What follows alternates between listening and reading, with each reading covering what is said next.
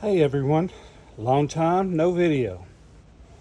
Wow, the bees have kept us busy and they are definitely educating us. Things may look a little different back here. A lot's been going on.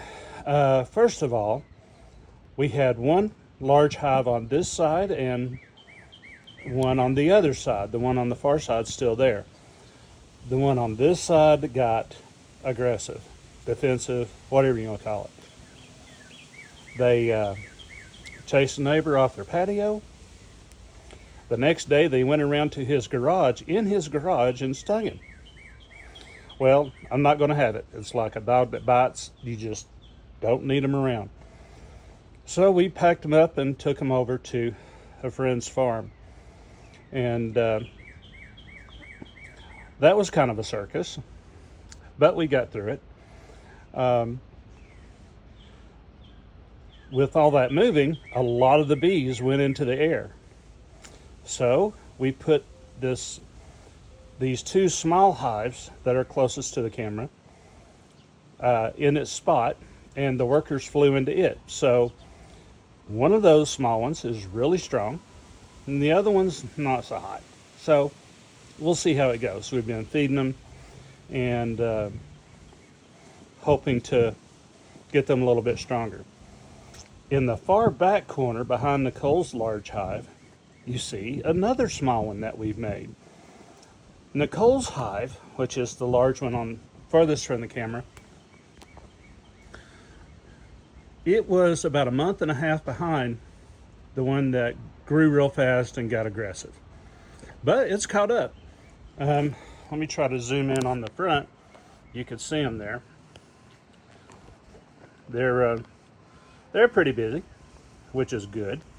You see 4 boxes on that one, and that is because the top 2 are honey. We took them off of the one that we moved away, and basically they're just on there letting those bees keep insects out of them, ants, beetles, whatever, until we can get them harvested and extracted off of the comb. That'll be a whole other video and probably a whole other circus. But that hive is doing really well. So in total, we have 5 colonies right now. The 2 original ones are really strong, not worried about them at all.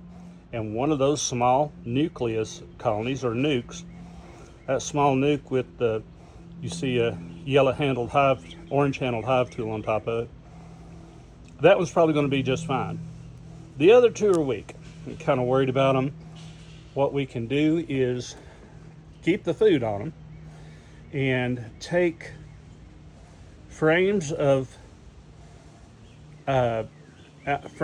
brood out of that one large colony of Nicole's, and either put the frame of capped brood directly into the weaker ones, and we can also shake off bees into the weaker ones. Now the field bees that have learned how to fly will go back to the original colony.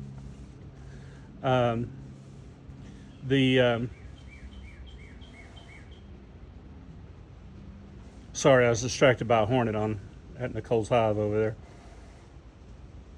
Good, it left. So the younger bees, the nurse bees that take care of newly hatching larvae, they can't fly, so they'll stay in there. And that's how you increase the population and workforce of the hive, because after a couple of weeks, those nurse bees will then become field workers and start gathering resources.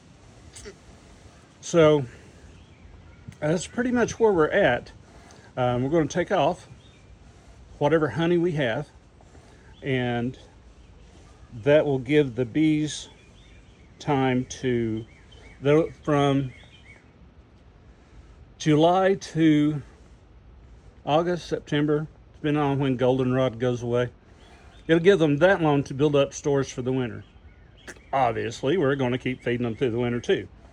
The only time we'll really take food away from them is, number one, if they're not eating it. They like natural resources better, and if they're not eating the food, we're not going to leave it on there. But if they are taking it, we're going to keep giving it to them until April 1st is when the honey flow starts next spring. So I will be back with the extraction, honey extraction and harvest. We'll see how that goes. They are definitely giving us an education. And I'm going to let the cat out of the bag. July 1st will be my last day at work. So I'm going to retire. Maybe I'll go back and do this and that. I don't know. I'm not really into it. I've got plenty to do here. And it's time to be with family instead of being with work. So I'll talk to everybody soon. I hope you make the time to watch this video, and I hope it's not too boring. Thank you everybody for watching.